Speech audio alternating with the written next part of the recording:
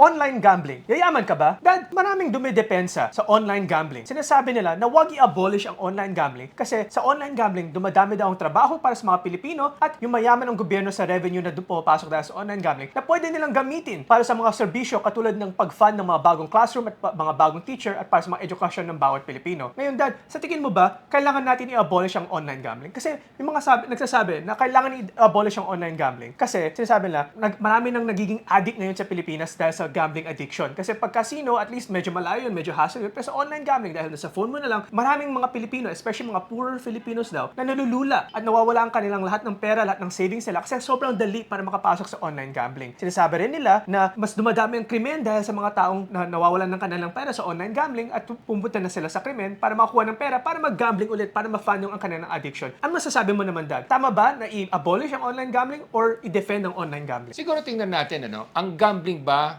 nakakabuti sa sanlibutan o sa ating bayan? Kasi kung susuriin mo, ang gambling kasi addicting yan eh. Para siyang sigarilyo na may nicotine na nakakalason ng katawan at ganun din parang droga din yan na nakakalason sa sistema ng isang pagkatao, no? So ganun din yung gambling, no? Ito ay addictive, no? Addicting ito. Kung ikaw ay nalulong dito, parang may high and low feeling kasi yan, no? So yung high and low feeling na yun, yung hinahabol-habol mo, yung bang get rich quick, no? So yung mga ganyang klaseng schema ang kumbaga nakakalinlang at nagiging dahilan kaya nagiging addict yung ating mga kababayan, no? So kung titingnan mo yan, kung naging addict yung ating mga kababayan, normally pag na-involve ka sa gambling, 60 to 70% ng mga na-involve sa gambling, nagiging addict na sila. At pag naging addict sila, siyempre ano mangyayari? Masisira yung pamilya, magsasanla ng mga kung ano-anong gamit, magbebenta ng kung ano-ano, mga hindi dapat. Marami tayong nakitang ganyan, no? Mga maayos na pamilya na naging nagkagulo-gulo yung mga buhay nila kasi nga pati yung babae na nalulong, nagbebenta na ng kanyang puri. So yung mga ganyan nakakasira talaga sa lipunan niya. Kaya may kasabihan nga dyan, no? Ang sugal may kaakibat na malas yan eventually, no? Ang isang sugal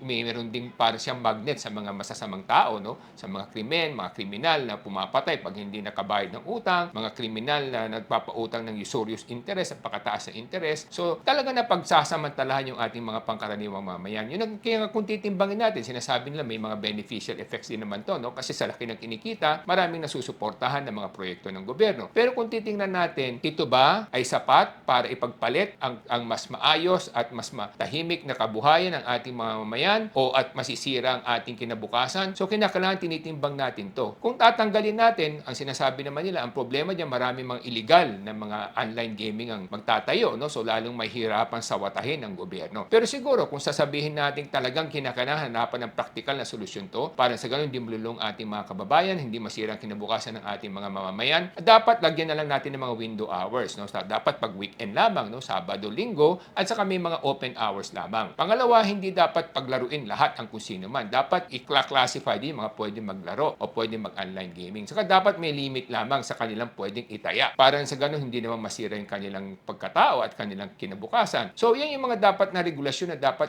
balangkasin ng ating pamahalaan para hindi naman mapatungo ang ating bayan sa masadlak sa kumunoy na ating kinalalagyan ngayon. Kasi maraming nagsasabi, tayo ay isang bayan na lamang ng mga nanlilimos, isang bayan ng mga sugarol. So saan patutungo ang ating bayan kung hindi natin itatama yung landas na ating patutunguhan? Kaya dapat, kung ako tatanungin ninyo, kung kakayanin lamang, dapat tanggalin na ang online gambling. Pero kung talagang for practical reason na dapat nating i-manage yan para sa ganun hindi magkaroon ng mga illegal na setup na ganyan, then dapat lagyan ng mga window hours at lagyan ng mga control mechanism. Kasi ang sugal, may kaakibat yan na malas, may kakambal yan na kademonyuhan. Na nangyayari at nakikita natin sa lipunan, sa ating lipunan. Kung nahihirapan ng gobyerno, Dad, para i-fund yung mga proyekto kung nahihirapan ng gobyerno para i-fund ang mga proyekto tungkol sa mga edukasyon, siguro ang kailangan ng gobyerno hindi dagdagan ng kita para ma-fund yung bagong education programs, kundi ibuwag na lang ang K-11-12, Dad. Sa tingin mo ba yun yung tamang solusyon? Well, hindi lamang buwagin ng K-11 and 12, no? Yung ibig sabihin, i-manage yung budget natin ng tama. Hindi yung kung saan-saan ginagamit yung pera, kung saan-saan ginagastos sa mga proyektong hindi naman talaga nakakatulong sa kinabukasan ng ating mga kababayan. Uulitin natin, napakahalaga ang ating mga kabataan na magkaroon ng tamang edukasyon para sa ganun gumanding ating kinabukasan bilang isang sambayanan, no? Kung kulang yung pondong yan, dapat yan ang unahin. Hindi kung saan-saan dinadala yung pondo at dapat i-manage natin na maayos. Makakatulong talaga kung bubuwagin ng K-11, K-12 kasi kahit na paano matitipid doon, mas lalo nating maibubuhos sa mga iba pang mga mag-aaral na nangangailangan ng mga maraming suporta. So, yan ang